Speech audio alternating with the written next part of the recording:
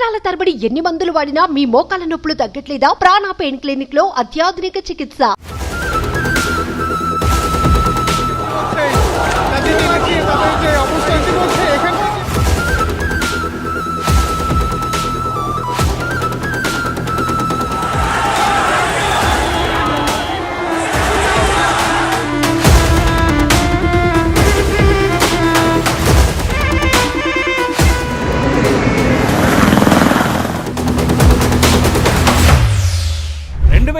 నుంచి బంగ్లాదేశ్ను పాలిస్తున్న ఆ దేశ ప్రధాని షేక్ హసీనాకు ఊహించని పరాభవం.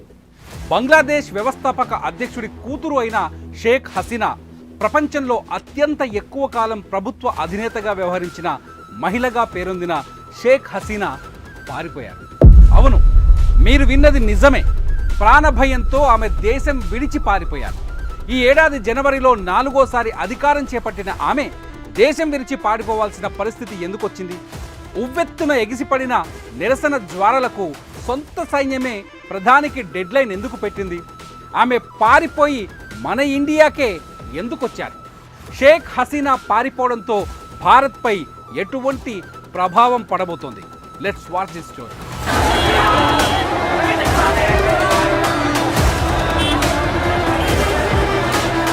ప్రభుత్వ ఉద్యోగాల్లో స్వతంత్ర సమరయోధుల వారసులకు 30% రిజర్వేషన్ల కోటాపై హైకోర్టు ఇచ్చిన తీర్పుతో బంగ్లాలో చిచ్చు మొదలైంది. ఈ కోటాపై భగ్గుమన్న యువత ఆందోళనలు, నిరసనలతో కథం తొక్కింది. చివరకు ఆందోళనకారులకు, అధికార పార్టీ మద్దతుదారులకు మధ్య ఆదివారం జరిగిన ఘర్షణలు హింసాత్మకంగా మారాయి. ఈ ఘటనల్లో 14 మంది పోలీసులు సహా 100 మంది ప్రాణాలు కోల్పోగా వందలాది మంది గాయపడ్డారు. రిజర్వేషన్లపై జరుగుతోన్న ఆందోళనల్లో ఇప్పటి వరకు మృతి చెందిన వారి సంఖ్య 300 దాటింది. దీంతో భారత్ సహా పలు దేశాలు తమ పౌరులకు సూచనలు చేశాయి. బంగ్లాదేశ్లో ఎవరూ పర్యటించవద్దని హెచ్చరించాయి.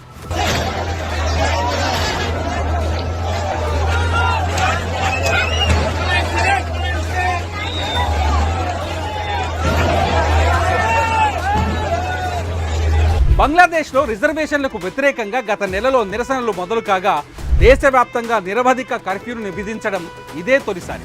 వాట్సాప్, ఫేస్బుక్, ఇన్స్టాగ్రామ్ వంటి సోషల్ మీడియా పైన ఆంక్షలు విధించారు.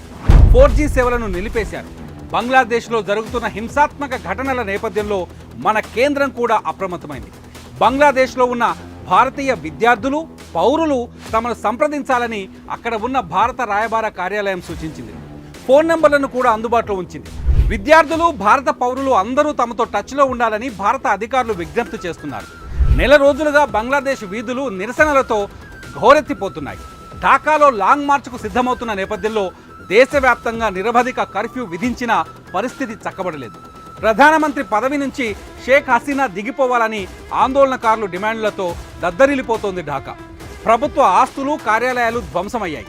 నిరసనకారులు పలు చోట్ల వాహనాలను తగలబెట్టారు. ముఖ్యంగా రాజధాని ఢాకా ప్రాంతంలో అల్లర్లతో అట్టుడుపుతోంది ఆ ప్రదేశం.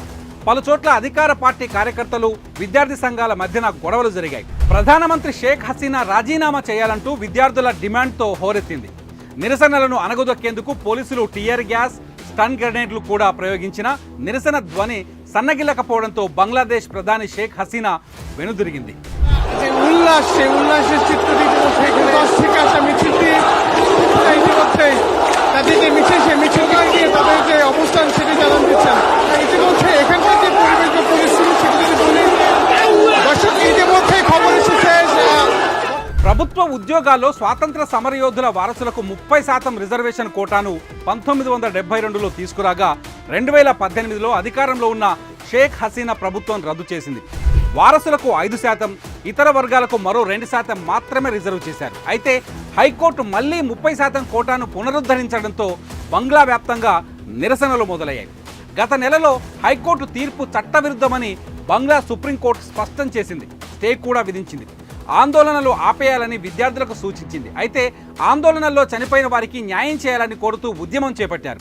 నిరసనకారులను ప్రభుత్వం చర్చల కోసం ఆహ్వానించినప్పటికీ వారు అంగీకరించలేదు. ఇక ఆందోళన చేస్తున్న వారు విద్యార్థులు కాదని బంగ్లాదేశ్ ప్రధాని షేక్ హసీనా ఆరోపించారు. ఇలాంటి వారిని అణిచివేయాలంటూ పిలుపునివ్వడంతో బంగ్లా యూత్ మరింత బగ్గుమంది. ఆదివారం చెలరేగిన అల్లర్లలో 100 మందికి పైగా చనిపోయారు. హింసలో ఇప్పటి వరకు 300 మందికి పైగా ప్రాణాలు కోల్పోయారు. శాంతి భద్రతలు అదుపు తప్పడంతో వెంటనే పదవి నుంచి తప్పుకోవాలని షేక్ హసీనాకు బంగ్లా సైన్యమే డెడ్లైన్ విధించింది. సైన్యం ఇచ్చిన 45 నిమిషాల గడువులోపే ఆమె తన పదవికి రాజీనామా చేశారు. రాజీనామా ప్రకటనకు ముందు షేక్ హసీనా ఢాకా ప్యాలెస్ నుంచి తన సోదరి గణభవన్తో కలిసి సురక్షిత ప్రదేశానికి బయలుదేరినట్లు సమాచారం. బంగ్లాదేశ్ నుంచి పారిపోయిన షేక్ హసీనాకు భారత్లో ఆశ్రయం లభించింది. ఇక్కడే ఆమె సురక్షితంగా ఉండగలననే నమ్మకంతో వచ్చినట్లు తెలుస్తోంది.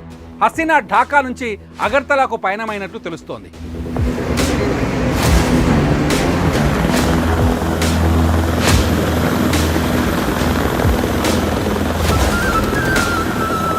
భారత్కు సన్నిహిత మిత్రదేశంగా ఉన్న బంగ్లాదేశ్కు సుదీర్ఘకాలం ప్రధానిగా పనిచేసిన షేక్ హసీనా తప్పుకోవడం మనకు అంటే భారత్కు నష్టదాయకంగా మారే అవకాశం ఉంది. ఎందుకంటే భారత్కు తూర్పున ఉన్న బంగ్లాదేశ్లో ఇప్పటికే పరిస్థితులు శృతిమించుతున్నాయి. అక్కడి నుంచి భారత్కు తీవ్రవాదులు చాలా సులువుగా చొరబడుతున్నారు. వీరిని అదుపు చేసేందుకు హసీనా సర్కార్ ప్రయత్నిస్తూనే ఉంది. అంతలోపే ఆమెకు స్వదేశంలో ఇబ్బందికర పరిస్థితులు ఎదురుకావడంతో పదవి నుంచి తప్పుకున్నారు. భారత్కు అనుకూల నేతగా పేరున్న షేక్ హసీనా బంగ్లాదేశ్ ప్రధాని పదవికి రాజీనామా చేయడంతో ఇప్పుడు ఆ స్థానంలో ఆమె ప్రత్యర్థులు లేదా ఆర్మీ గద్దెనెక్కడం ఖాయం. అదే జరిగితే భారత్తో ఇప్పటి వరకు ఉన్న సన్నిహిత సంబంధాలు కొనసాగే అవకాశాలు తగ్గిపోతాయి. అలాగే భారత్తో ఇప్పటి వరకు బంగ్లాదేశ్కున్న సంబంధాలకు బ్రేక్ పడటం ఖాయం. అలాగే ఇరు దేశాల మధ్య మైత్రికి ఇబ్బందులు తప్పకపోవచ్చని అంచనా వేస్తున్నారు. దీంతో షేక్ హసీనా రాజీనామాపై భారత్ ఎలా స్పందిస్తుందన్నది ఉత్కంఠ నెలకొంది. బంగ్లా పరిస్థితులు ఇప్పటికైనా చక్కబడుతాయా? మనకు బంగ్లాకు ఉన్న సత్సంబంధాలు ఇక మీదట కొనసాగుతాయా? వేచి చూద్దాం. তাদেরকে